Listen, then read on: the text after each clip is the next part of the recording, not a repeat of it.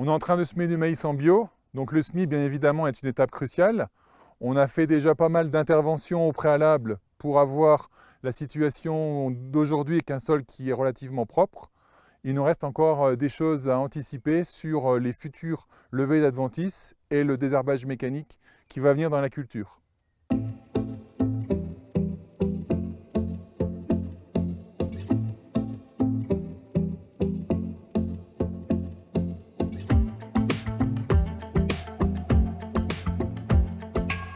Bonjour, bienvenue à la station Arvalis de Boignéville. Je suis Damien Brun, ingénieur agroéquipement chez Arvalis et je vais vous parler aujourd'hui du semis de maïs qu'on réalise sur la parcelle derrière moi qui se trouve en agriculture biologique.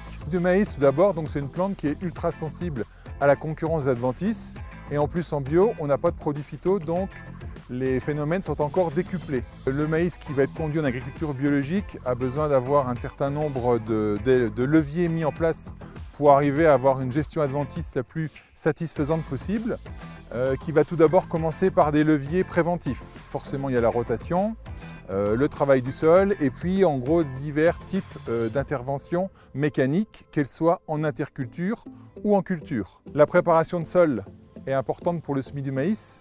Il nous faut un sol qui soit relativement affiné, pas de façon trop extrême non plus. Il nous faut une bonne structure de façon à permettre un enracinement correct de la culture qui globalement est quand même assez sensible au niveau de la compaction.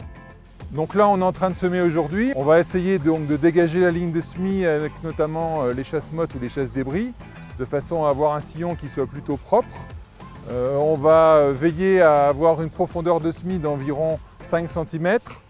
Rappuyer correctement et de façon pas trop excessive les bords du sillon et puis enfin et surtout avoir une bonne fermeture du sillon pour que la graine soit bien emprisonnée de façon à éviter au maximum les dégâts de corvidés.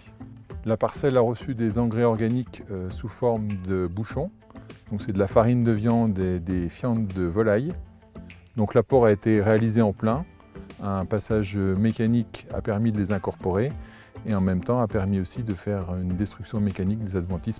Donc en agriculture biologique, le choix variétal il est hyper important. Même si le catalogue est effectivement un peu moins large, on va chercher, compte tenu de l'absence de produits phytosanitaires, des variétés qui ont une croissance relativement rapide, qui vont donc pousser très vite, avec un port un peu spécifique. On va choisir des variétés qui sont adaptées à la zone climatique, compte tenu de l'offre notamment. Le maïs est classiquement semé sur des écartements de 75 à 80 cm. Dans notre cas de figure, c'est vrai qu'on est sur un écartement plus réduit et on est donc à 50 cm. Alors pourquoi 50?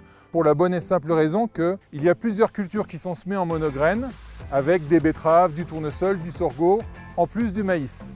On a donc fait le choix de prendre un écartement standard pour toutes les cultures avec la betterave qui nous impose effectivement ce 50 cm.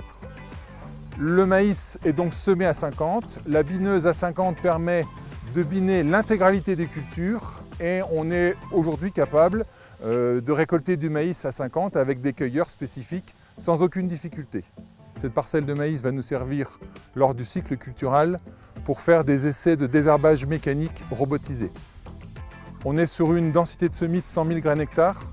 Donc pour un écartement entre rangs de 50 cm, ça nous fait un écartement entre graines d'environ 20 cm. L'écartement à 50 nous permet notamment d'être plus concurrent vis-à-vis des adventices plus rapidement.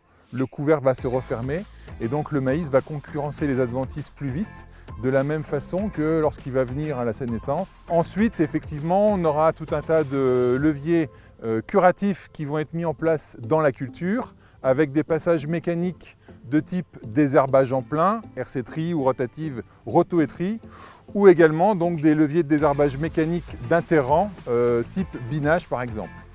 Donc la prochaine étape, ça va être la réussite de la levée, qu'elle soit la plus synchrone et homogène possible, et qu'on anticipe dès aujourd'hui avec les interventions mécaniques qui vont arriver sur les adventices de façon à ne pas se faire déborder.